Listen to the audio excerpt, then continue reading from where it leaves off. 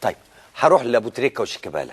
ابو تريكه لدي معلومات شبه مؤكده ان ضابط من الشرطه العسكريه تقدم بمذكره رفعها الى رئيسه عميد لا اذكر الاسم، يذكر فيها بتجاوز رائد بتجاوز محمد ابو تريكه في مطار القاهره عند وصوله، وقوله بالفعل اللي جايين يقتلوا اولادنا، جايين انتوا قتلتوا اولادنا وجايين تحمونا، وان الامر الان امام النيابه العسكريه يجري فيه تحقيق.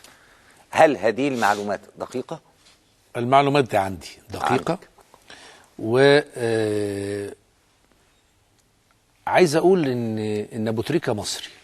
نعم. وانه عنده وجهه نظر حتى لو كانت قاسيه في بعض الاحيان، ونجم وليه تاريخ وعنده رصيد بالتاكيد. تمام. ولو في لحظه انفعال على ان المعلومه دي اكيده او انها حصلت، هي لحظه انفعال ويمكن ان يصل الى درجه الخطا، وكلنا مخطئين. ده ما يخليش ابو تريكه ابدا او غيره لا يقدر المؤسسه العسكريه اللي كلنا مدينين ليها بعوده مصر. طب اكمل المعلومه. فده ممكن يكون جوه ابو تريكه، ولكنه في لحظه انفعال ممكن يكون تجاوز. نعم.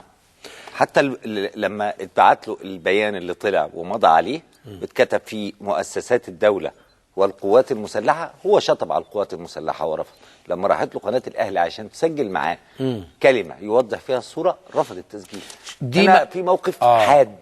دي ما عنديش فيها معلومه، انما ما قبل المعلومه اكيده. لا، دي مرفوضه شكلا ومضمونا، لان ده اولا هو ليس نفاقا للمؤسسه العسكريه، ولكن ده تاريخ طويل. نعم. تاريخ من النضال الوطني، وتاريخ من الابقاء على مصر العظيمه، وتاريخ سبق اجيال. القوات المسلحه هي الدرع الواقي داخليا وخارجيا لبلدنا، فدي مساله مين يشطب عليها، مين يتجاوزها، دي لا تقل. طب هل تدخلت، هل اتصلت بابو تريكه؟ لا، لم يحدث. يعني الامر وصل للنيابه العسكريه، يعني قد يكون في تحقيق، وابو تريكه نجم كبير واحنا بنحبه وواحد اسعدنا كثيرا، لكن كمان في حدود لاحترام مشاعر الشعب المصري وقواته المسلحه. لم تتدخل في هذا الامر باي صوره؟ هو لم اتدخل، وطبعا يعني في تجاوز. نعم. انما في الاخر عايزين نقول ان مش لازم نكبر كل حاجه لا مش لا، الخطأ لابد ان نقف عنده. تمام. انما في نفس الوقت المؤسسه العسكريه شيء، يعني عايزين نقول ايه، شيء كبير جدا في حياتنا، ودي مش بعد احداث 30 يونيو طول عمرها. حتى الرساله اللي جت من عندهم هي عدم اهتمام بما قاله ابو تريكه، وده بيؤكد عظم هذه المؤسسه. انا كرياضي بعتبر ان ده، يعني عايز اقول ايه، انفعال وصل الى درجه الخطا. ابو تريكه الذي اخطا اعطى المصريين. نعم. ابو تريكه الذي انفعل اسعد المصريين كثيرا. صحيح. ابو تريكه على خلق، حتى وان كان له الايديولوجيه الخاصه بتاعته. في الاخر مساله عايز اقول ايه، ذبح النجوم او ذبح الرموز مسألة برضو فيها قسوة شديدة. حتى لو أخطأت نعتب عليهم، نطالبهم. وأنا أعتقد أنه مع الوقت ومع الخبرات ومع حس سياسي أعلى ومع التأكيد على أن هذا الوطن غالي، والمؤسسة العسكرية والشرطة المصرية أن دول حموا هذا الوطن، ممكن يكون دي مش واصله له دلوقتي أو فيها بعض الغيوم، ولكنه مع الوقت سيتأكد بقيمة هذه المؤسسات. وده مش هيحصل لما الدولة دي تتغير ومستوى الناس يتغير ونبقى دولة ديمقراطية بجد، هيخلي ناس كتير يفهموا اللي حصل ده قيمته ايه.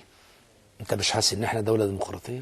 حتى هذه اللحظة لسه احنا عايزين دولة ديمقراطية بدستور بقانون لا، انا شايف ان خريطة الطريق ماشية في وقتها، ومش عايز اختلف معاك في اخر البرنامج، انما عايز اطمنك.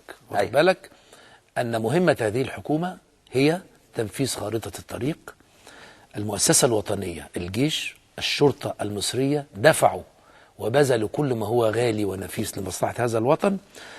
من يعمل في الحكومة المصرية وأنا واحد منها، لم نعمل إلا لوجه الله وهذا الوطن، ومصرين على كل المكاسب اللي اتحققت من ثورة 30 يونيو وقبلها 25 يناير تتحقق لعودة مصر لحجمها الطبيعي في المنطقة، وأيضا لحياة جديدة يستحقها المصريين. طيب انت كده بتختم خلاص، هو التتر خلص. شيكابالا شيكابالا ما انا مش هقدر.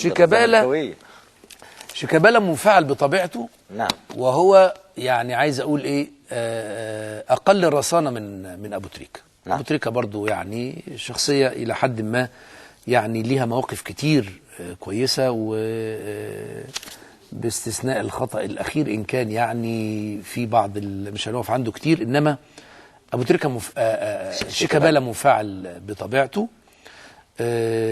في لعيبه كده بتيجي على مر الزمن بتبقى مواهب مدفونه، ومواهب الناس كلها لا يعني بتذكرها ومصدر اعجاب والهام، انما بيبقى عنده حته عدم اتزان.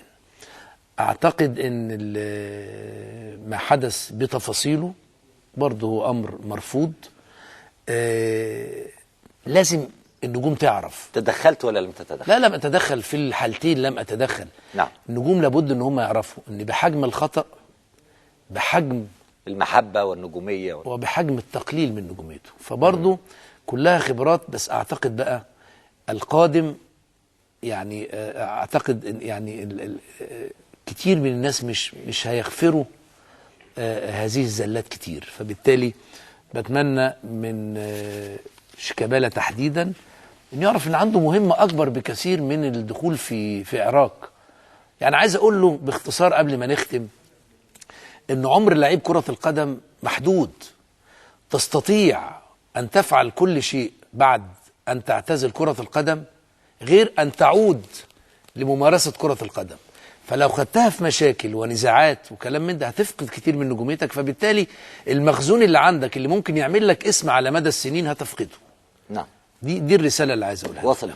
بشكرك جدا كابتن طاهر أبو زيد وزير الرياضة، نورتني. شكرا. بشكركم.